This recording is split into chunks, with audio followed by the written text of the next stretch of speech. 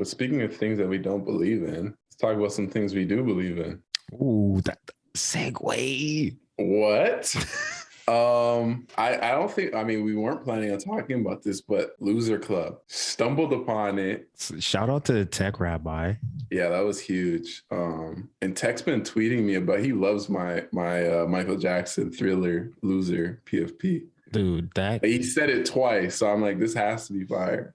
It is cold, and like, to be fair, to be completely honest, I thought the artwork on the Loser Club like kind of grabbed my attention. And I'm not like a huge NFT junkie that way, but there was just, I think they have like 185. They had like 180 or 185-ish. I think it was more. Traits. I think it was like, no, I think it was like 285. So yo, this is the story. It was like 180 or 185 traits that Javon designed. He's the artist. And he locked it up. They were working on the contracts, the smart contracts and all that stuff before they even started the community and started telling people about it. Wow. And then part of the team, they're like, yo, Javon, you really you're into the community thing. You're trying to do this for the people. You have so many different representative traits of like all different types of people, but like open it back up and let the community give you an idea of some bonus traits.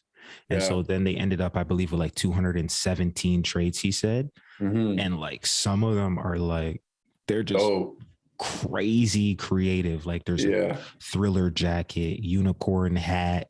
There's like, they pay homage to like so many different collections that are, you know, in the folklore of the NFT space, from Crypto Moris to Dead Fellas, obviously like the apes. But then there's odes to like culture. So he got one trait that's like the MF Doom mask, which is sick. I don't know, man. It's just very creative. Pull that one up that I just sent. Okay. The Coogee sweater. I thought that was fire. With the, oh man, yeah. Because I remember when I was a kid, I wanted a Coogee sweater. Just because Biggie had it. You already know. Hold on, let me hit this share button so the whole world can see Wagwan. Holy. Yeah, dog. Like, you know what I'm saying? Like, that's a trait and a half. Yeah, the glasses, the grill, the fade. I replied to one of Javon's tweets and I said, "There's a loser for everybody. You can literally go in there and find one that like relates to you. You know what I mean?" Absolutely. Like, it's tough. And here's the thing though, the dude is the artist and he's truly like just loves art. So it's not like he just drew this collection, but now it's like they continue to put out more artwork of the characters interacting. Like, look at this. They're just posted up. It looks like the members of Saved by the Bell or something. Yeah. It could definitely be like a cartoon or something. Right. This was a picture that they put out when the reveal was happening. So they had the drop. And then I think when me and you heard about it, it was maybe like 24 hours, 36 hours after mint, and they were revealing. So like when me and you heard about it, the floor was like 0.123. The mint was 0.088. And there was still like 1,000 out of 10,000 left to reveal when I first sent you one, like, yo, look at this. And they put out this image of one of the characters. Look at his hat. His hat says reveal. So it's like the artist he's so invested into it. Like, to me, this is just cool. Like, it wasn't like he just did some traits and then put it out into the wild. Like, you could tell dude loves this. You know what I'm saying? Yeah. It's like, this is me. Like, okay, looks cool, looks rare. I don't know, man. I thought that was cool about the project. And I'm not even like that big of an NFT junkie, bro. This one just spoke to me. I wouldn't even be surprised if he's making these things up as he goes as far as the art. I feel like that's how innovative he is. Oh, for sure. You know, like certain people just have that like it factor.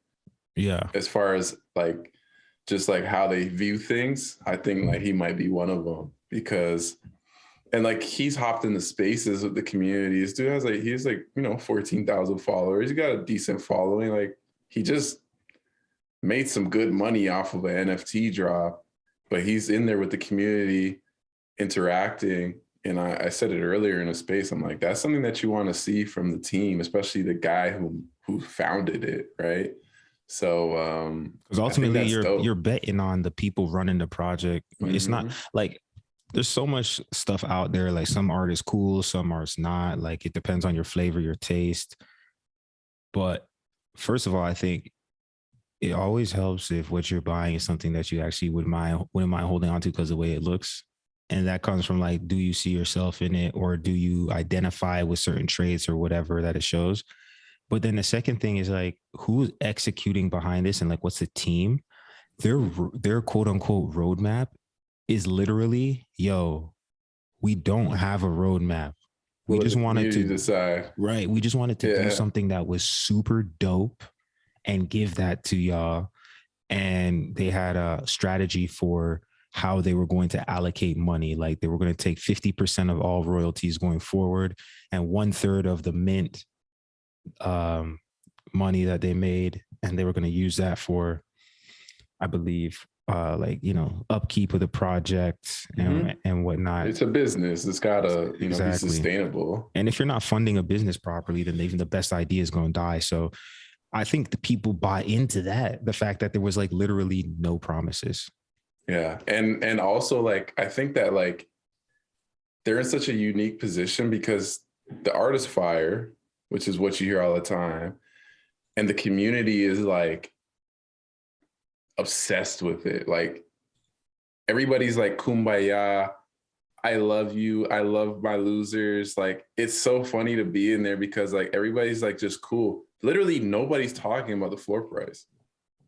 You know what I mean? Like there's other than, oh, the floor price went up. They're not like, why is the floor price dropping? Because it was at like 0.26 earlier today.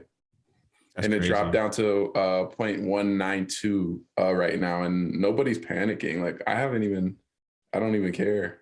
Just because like I think like you throw that word out a lot, like as far as blue chips, and I've never owned a blue chip project, but everybody's throwing that word out a lot when it comes to this project.